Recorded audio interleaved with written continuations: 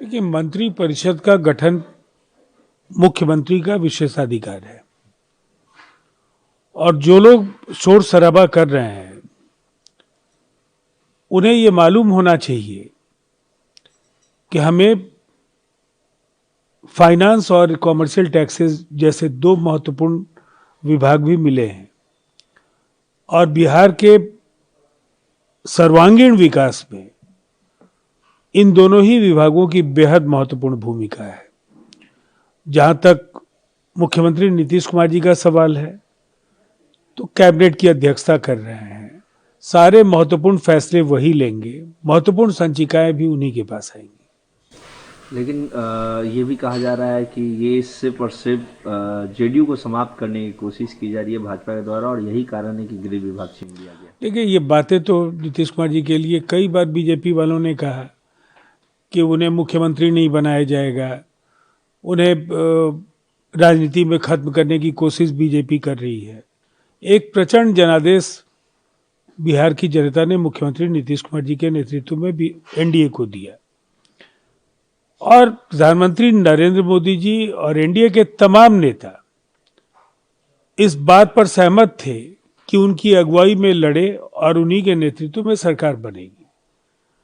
तो ऐसे जो भी पहले से भी जो आरोप लगाए जाते थे, जो विपक्ष की ओर से सुनियोजित दुष्प्रचार का अभियान चल रहा था, उसको जनता ने खारिज किया। तो उन्हें कम से कम अपनी बदहाली की चिंता करनी चाहिए। पार्टी आरजेडी की बिखर रही है, कांग्रेस कमजोर हो रही है और उसके बाद फिर से वही खटराग।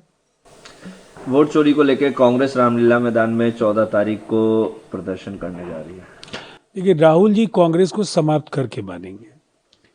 जिस पार्टी को महात्मा गांधी, नेताजी सुभाष चंद्र बोस, सरदार वल्लभ भाई पटेल जैसे नेताओं की सरपरस्ती हासिल थी, जिस पार्टी ने इस देश को आजादी दिलाई, उस कांग्रेस की अगुवाई जब से राहुल गांधी ने संभाली, कांग्रेस सिमटती जा रही है। देश के मानचित्र पर कांग्रेस का अस्तित्व कुछ राज्यों तक बचा है।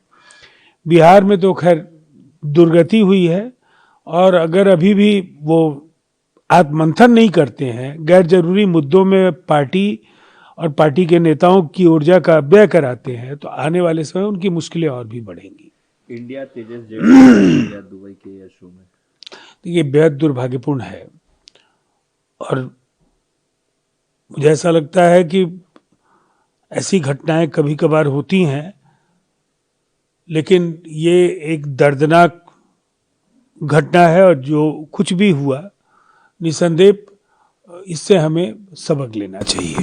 अखिलेश यादव ने कहा है कि एसआईआर से मुझे कोई आपत्ति नहीं है, लेकिन जो डेडलाइन है उसको एक्सटेंड किया जाए।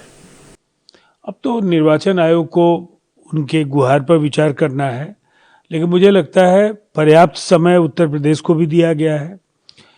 12 राज्य और केंद्र शासित प्रदेश जहां एसआईआर दूसरे चरण में होने जा रहा है, मुझे नहीं लगता है कि इस समय अवधि में ये काम पूरा नहीं होगा, इसलिए कि बिहार में पूरा हो चुका है।